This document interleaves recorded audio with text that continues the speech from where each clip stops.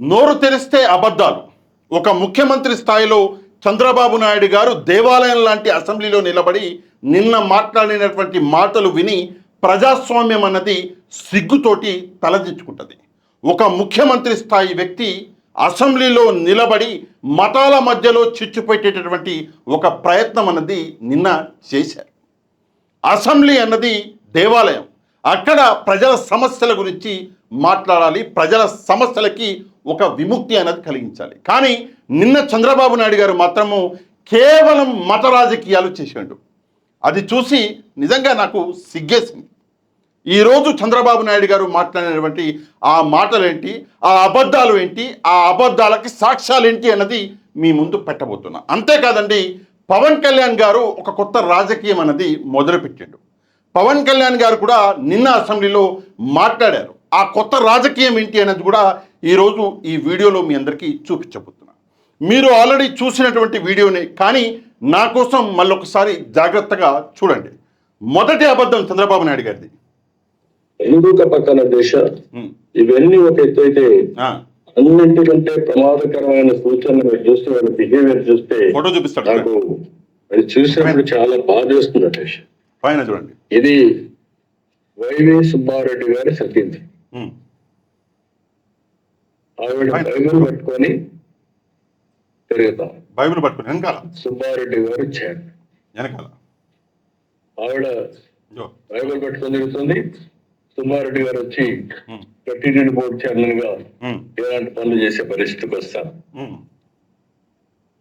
ఇది చంద్రబాబు నాయుడు గారు మాట్లాడినటువంటి మాట. వైవి సుబ్బారెడ్డి గారి సతీమణి బైబిల్ పట్టుకొని తిరుగుతుంది. వైవి సుబ్బారెడ్డి గారేమో ఇక్కడ టీటీడీ బోర్డు చైర్మన్గా పనిచేస్తున్నారు అని చెప్పేసి క్రిస్టియానిటీకి హిందుత్వానికి, క్రిస్టియన్లకి హిందువులకి మధ్యలో చిచ్చు పెట్టేటటువంటి ఒక కార్యక్రమం అన్నది అసెంబ్లీలో నిలబడి చంద్రబాబు నాయుడు గారు చేయడం జరిగింది. నిజంగా ఎటు వెళ్తున్నామో అర్థం కావట్లేదు.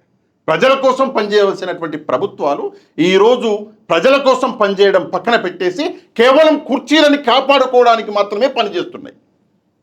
నిజమేంటి? నిజంగానే వైవి సుబ్బారెడ్డి గారి భార్య గారు బైబిల్ పట్టుకుని తిరుగుతున్నారా? నిజం కిందనే ఉంది, మీరు ఇందాక చూసుకుంటారు. మళ్ళీ ఒకసారి ప్లే చేస్తారు. విజయమ్మ గారి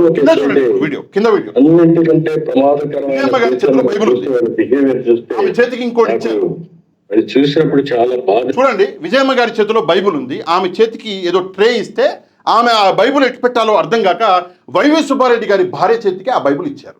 మళ్ళొకసారి కింద వీడియో అన్నది, నేను ఆడియో అన్నది చంద్రబాబు నాయుడు గారిది క్లోజ్ చేస్తా, కొంచెం జాగ్రత్తగా ఇక్కడ చూడండి. ఇగో విజయమ్మ గారి చేతిలో బైబిల్ ఉంది.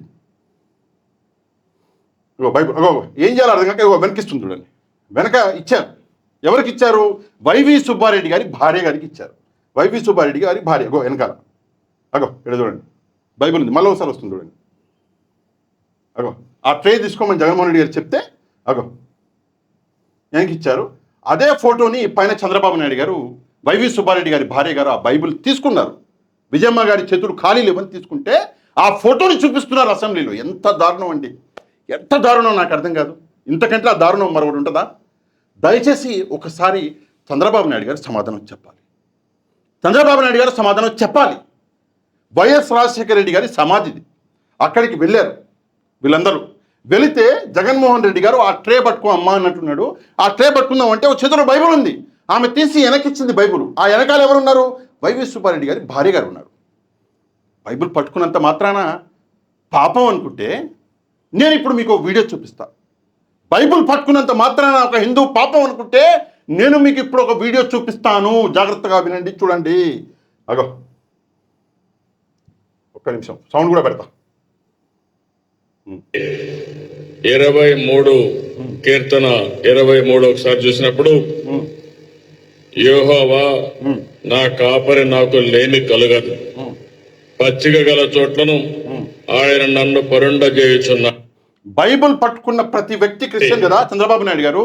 మీ లెక్క ప్రకారము మీరే అంటున్నారు కదా, వైవి సుబ్బారెడ్డి గారి భార్య గారు బైబిల్ పట్టుకున్నారని చెప్పేసి, ఆమె క్రిస్టియన్ అని చెప్పేసి. మరి ఇక్కడ బైబిల్ చదువుతున్నారు మీరు పట్టుకొని. మీరు హిందువు కాదు కదా, అదే చెప్పాలనుకుంటున్నారా? మీరు హిందువు కాదా? మీరు క్రిస్టియనా? ఓసారి చంద్రబాబు నాయుడు గారు సమాధానం చెప్పాలి. ఇంతగా దిగజారుతామా రాజకీయాల కోసం? ఇంతగా దిగజారుతామా? ఇంతకంటే నీచత్వం మరొకటి ఉంటుందా? ఇది చంద్రబాబు నాయుడు గారు ఆడినటువంటి మొదటి అబద్ధం. వైవి సుబ్బారెడ్డి గారి భార్య క్రిస్టియన్ అని చెప్పేసి బహిరంగంగా ఆమె ఫోటో చూపించి మరి ఒక మహిళల్ని గౌరవించండి అని చెప్పేసి మీరు ఇద్దరు తండ్రి కొడుకులు పొద్దున్న లేస్తే ఏదేదో మాట్లాడుతుంటారు కదా. మా గౌరవ హోంమంత్రి గారు పొద్దున్న లేస్తే ఏదేదో మాట్లాడుతుంటారు కదా. మీ ఒక మహిళను తీసుకొచ్చి ఫోటో చూపించి ఆమె మీద ఒక మతానికి సంబంధించి ఒక అభాండం వేస్తున్నారు. మీరు ఒక ముఖ్యమంత్రి, ఆమె మీద ఒక ఎలిగేషన్ చేస్తున్నారు. మీరు ఎంత ధైర్యం అండి మీకు? ఎవరిచ్చారండి మీకు అధికారం? ఒకసారి చంద్రబాబు నాయుడు గారు సమాధానం చెప్పాలి. ఇదా మహిళల్ని గౌరవించేది? ఒక చిన్న విషయం అనుకోండి, హైపోథెటికల్గా మీరు ఇక్కడ బైబిల్ చదువుతున్నారు, మీరు క్రిస్టియన్ అని చెప్పేసి నేను అన్నా, ఏమవుతుంది? సరే, మీ ఇంట్లోనే ఎవరో ఆడవాళ్ళు, చంద్రబాబు నాయుడు గారి ఇంట్లోనే ఎవరో ఆడవాళ్ళు ఏదో సందర్భంగా బైబిల్ పట్టుకున్నారు అనుకుందాం. అదేంటి చంద్రబాబు నాయుడు గారు హిందూ, చంద్రబాబు నాయుడు గారి ఇంట్లో ఆడవాళ్ళు క్రిస్టియన్సా అని చెప్పేసి నేను మాట్లాడుతూ మీ ఇంట్లో ఆడవాళ్ళు ఖురాన్ పట్టుకున్నారు అనుకుందాం. అదేంటి చంద్రబాబు నాయుడు గారు హిందూ, చంద్రబాబు నాయుడు గారి ఇంట్లో మహిళలు ముస్లింలు అని చెప్పేసి నేను అభాండం వేస్తే ఎట్లుంటుంది? ఎక్కడ కాలుతుంది మీకు? ఇంతగా దిగజారిపోతామా? ఏముంది సార్, తంతే పోయి ఆడ భర్తది కుర్చీ, ఆ కుర్చీ కోసం ఇట్లా ఈ రాజకీయాలు చేయాలా మనం? ఇది చంద్రబాబు నాయుడు గారు మొదటి అబద్ధం. ఇక రెండో అబద్ధం అయితే ఇంకా హైలైట్ వినండి. ఇక రెండో అబద్ధం, ఆ దృష్టం కూడా మనకే దక్కింది. చూడండి. ఇది క్రిస్టియన్ సాంప్రదాయంలో కరుణాకరి డాటర్ మెదక్ లో పెళ్లి చేస్తుంది, మెదక్ చర్చిలో. ఇది చంద్రబాబు నాయుడు గారు చూపిస్తున్నటువంటి ఫోటో. మెదక్ చర్చిలో కరుణాకర్ రెడ్డి గారి డాటర్ పెళ్లి చేసుకుందంట. మెదక్ చర్చిలో చూడండి, తప్పలేదు. మీరు అలాంటి వాళ్ళని టీటీడీ బోర్డు కరుణాకరి డాటర్ మెదక్ లో పెళ్లి చేస్తుంది, మెదక్ చర్చిలో. తప్పలేదు. మీరు అలాంటి వాళ్ళని టీటీడీ బోర్డు చైర్మన్ వేస్తే న్యాయం జరుగుతుందని అడుగుతాను. నేను మా అమ్మాయికి క్రిస్టియన్ మ్యారేజ్ జరిపినానని చంద్రబాబు నాయుడు గారు ఒక ఫోటో కూడా వేసి, చంద్రబాబు గారు నా కూతురు పెళ్లిని నేను తిరుపతిలో అమ్మవారి గుడి తిరుచానూరు పరిధిలో 30,000 మంది అతిథులు రాగా అందులో ప్రధానమైనటువంటి వ్యక్తి మీ వియ్యంకుడైన లోకేష్ గారి మామైన బాలకృష్ణ గారు నాకు ఆత్మీయుడిగా ఉన్నటువంటి వ్యక్తి. ఆయన నా కూతురు పెళ్లికి అక్షింతలు వేసినారు. అలాగే మీ తమ్ముడు నా స్నేహితుడు నారా రామ్మూర్తి నాయుడు కూడా ఆ పెళ్లికి వచ్చినారు. ఆ పెళ్లికి ఆనాడున్నటువంటి దాదాపు 13 మంది హైకోర్టు న్యాయమూర్తులు వచ్చినారు.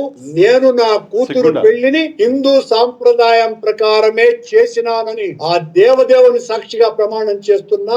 నా వియ్యంకులు చేసినటువంటి పెళ్లికి నేను నా కూతురు తండ్రిగా హాజరైనాను. ఇక్కడేం దాచుకొన్నాను, మీలాగా అబద్ధాలు చెప్పేటువంటి మనిషిని కాదు. మీరు శాసనసభలో ఆ ఫోటో వేసి నన్ను క్రిస్టియన్ గా మీరు చూపిస్తే చంద్రబాబు గారు ఇదిగో మీరు బైబిల్ పట్టుకొని ఉన్నారు. ఇందాక నేను చూపించిన వీడియోని చంద్రబాబు నాయుడు గారు బైబిల్ పట్టుకొని చదివారు కదా, అదే.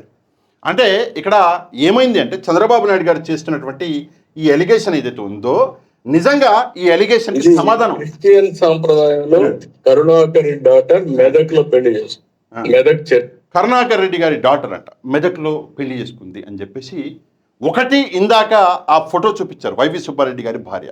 నెక్స్ట్ కరుణాకర్ రెడ్డి గారి డాటర్ క్రిస్టియన్ సాంప్రదాయంలో పెళ్లి చేసుకుందని చెప్పేసి ఫోటో చూపిస్తున్నారు. నిజంగా చంద్రబాబు నాయుడు గారి ఇదేదైతే టీం ఉంటుందో ఆ టీమే కదా ఈ ఫోటోలను తీసిచ్చేది. చంద్రబాబు నాయుడు గారి కోసం పనిచేసే టీం ఉంటుంది కదా, ఆ టీము నిద్రపోతుందా అడుగుతున్నా, సిగ్గుందా ఆ టీంకి అడుగుతున్నా. చంద్రబాబు నాయుడు గారిని అయితే నేను అడగట్లేదు, ఆయన గురించి నేను ఇట్లాంటి పదాలు వాడను, కానీ ఆ టీంకు సిగ్గు లజ్జ ఉందా అని చెప్పేసి అడుగుతున్నాను. ఎందుకంటే కరుణాకర్ రెడ్డి గారు పెళ్లి చేసింది తిరుపతిలో, ఆ పెళ్లికి పోయింది బాలకృష్ణ గారు, చంద్రబాబు నాయుడు గారి బావమర్ది వియంకుడు.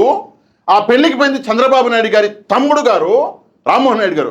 ఆయన పేరేంది, ఆయన పేరేదో ఉంది, చంద్రబాబు నాయుడు గారు తమ్ముడు గారు. ఇందాక చెప్పిండు కరుణాకర్ రెడ్డి గారు. 13 మంది జ్యుడిషియల్ ఆఫీసర్స్ జడ్జెస్ వెళ్ళారు అక్కడికి. ఆ పెళ్లికి సాక్ష్యాలు ఉన్నాయి. అయినా కూడా నిజంగా సిగ్గు విడిచి చంద్రబాబు నాయుడు గారి టీము ఈ ఫోటోలను తీసి ఇవ్వడము, చంద్రబాబు నాయుడు గారు నిజంగా ఆ ఫోటోలను తీసుకొచ్చి అసెంబ్లీలో ప్రదర్శించడం, ఇంతకన్నా సిగ్గుచేటు మరొకటి ఉంటుందా అని చెప్పేసి నేను సగౌరవంగా ప్రశ్నిస్తున్నా. సగౌరవంగా అండోయ్, ఈ రాజకీయాలు చేయనికి చివరికి ఈ స్థాయికి పడిపోయిర్రా, దిగజారిపోయిర్రా. ప్రజలకు ఇచ్చినటువంటి హామీలను మేము నెరవేర్చినాం, మేము మొగోళ్ళమని ఇట్లా మీసం తిప్పుకుంటూ మానేసి అసెంబ్లీలో నిలబడి మీరు చేసేది ఈ రాజకీయమా? ఈ రాజకీయమా? సరే, ఇది చంద్రబాబు నాయుడు గారు మాట్లాడినటువంటి అబద్ధాలు. ఇంకా తిరుమల లడ్డు గురించి అయితే చాలా అబద్ధాలు మాట్లాడిండు. నేను ఆ విషయం మీద కుదిరితే మళ్ళీ వీడియో చేస్తాను. కానీ పవన్ కళ్యాణ్ గారు మాట్లాడిన మాటలు కూడా మనం వినాలండి. వినండి, ఇక్కడ చాలా జాగ్రత్తగా వినండి. చాలా మంచి విషయం మాట్లాడిండు. ఒకవైపు తిరుపతి లడ్డు ప్రసాదం, దీన్ని రాజకీయంగా కుట్రతో కావాలని వైసీపీ వాళ్ళు ఈ ప్రసాదంలో కల్తీ చేశారని చంద్రబాబు నాయుడు గారు మాట్లాడుతుంటే, మరొక వైపు పవన్ కళ్యాణ్ ఏం మాట్లాడిండో వినండి. ఇదంతా వదిలే కానీ అంటే మామూలుగా ఒక నెయ్యి కావాలంటే పాలు నుంచే కాదు, మిగతా వాటి కూడా తెలియాలి. ఎక్కడా కూడా గత ప్రభుత్వం తాలూకు హెడ్ చేసిన వ్యక్తి చేశారని ఎక్కడ కూడా నేను ప్రత్యేకించి మాట్లాడాలి. దేవాలయాల మీద దాడులు జరిగిన ఇంకోటి జరిగిన ఎక్కడా కూడా మేము దోషుల్ని పట్టుకోండి అని చెప్తా వచ్చాం తప్ప ఎక్కడా కూడా మీరు చేయించారని కానీ మీరు ఉన్నారని కానీ ఎక్కడ ఎందుకంటే ఆ తక్కువ కూర్చోబెట్టి ఎలా పడితే అలా మాట్లాడటానికి బాధ్యత ఉంటాం కాబట్టి అలా మాట్లాడలేదు. అంటే పవన్ కళ్యాణ్ ఏమంటుండంటే, బాధ్యత ఉంది కాబట్టి టక్కున ఎలా పడితే అలా మాట్లాడలేము, పోయిన ప్రభుత్వం అంటే జగన్మోహన్ రెడ్డి గారి ప్రభుత్వం చేసిందని మేము ఎక్కడ చెప్పలేదు అని చెప్పి పవన్ కళ్యాణ్ అంటున్నాడు. అంటే టక్కున మన చంద్రబాబు నాయుడు గారు మాట్లాడుతున్నాడు అంటే టక్కున ఆయనకు బాధ్యత లేనట్ట పవన్ కళ్యాణ్ గారు చెప్పాలి. పవన్ కళ్యాణ్ గారు తన పందా కొంచెం మార్చేసాడు. ఇన్ని రోజులు జగన్మోహన్ రెడ్డి గారి మీద అభాండాలు మోపిర్రు, తిరుమల లడ్డు అని చెప్పేసి. కాకపోతే పవన్ కళ్యాణ్ గారికి ఒక విషయం అర్థమైంది. ఏమర్థమైందో చెప్పనా మీకు? జాగ్రత్తగా వినండి. పవన్ కళ్యాణ్ గారికి అర్థమైన విషయం ఏంటంటే, చంద్రబాబు నాయుడు గారు తన కొడుకు లోకేష్ని ఈ తిరుమల లడ్డూకి దూరంగా పెడుతున్నాడు.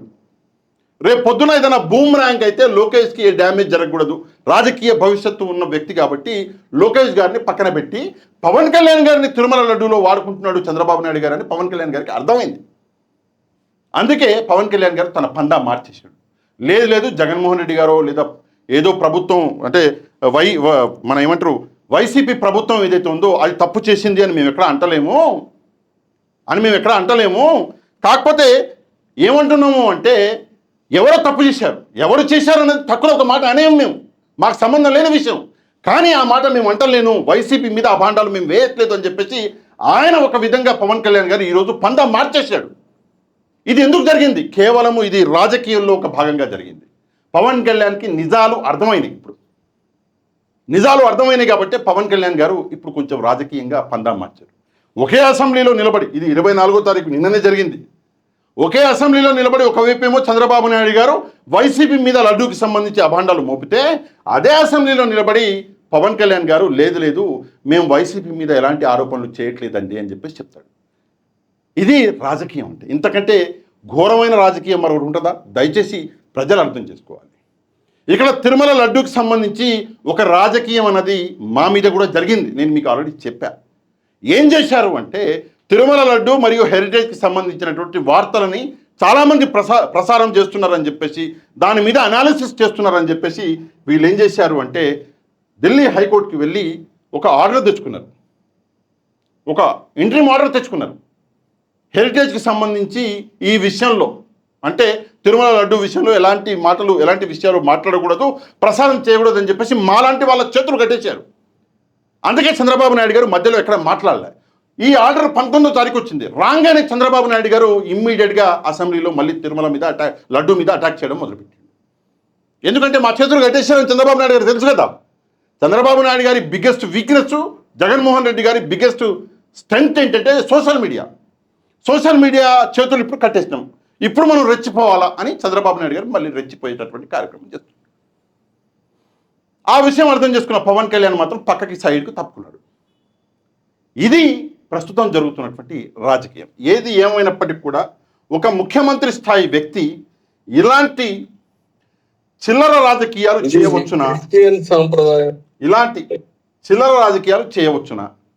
దయచేసి మీరు కమెంట్ అనేది చేయండి. అంతేకాదు ఈ వీడియోను ఒక లైక్ చేసి మన ఛానల్ని సబ్స్క్రైబ్ చేసుకొని వాళ్ళు ఛానల్ని కూడా సబ్స్క్రైబ్ చేసుకోండి. నెక్స్ట్ వీడియోలో మళ్ళీ కలుద్దాం. అంతవరకు థ్యాంక్ యూ వెరీ మచ్. జై హింద్.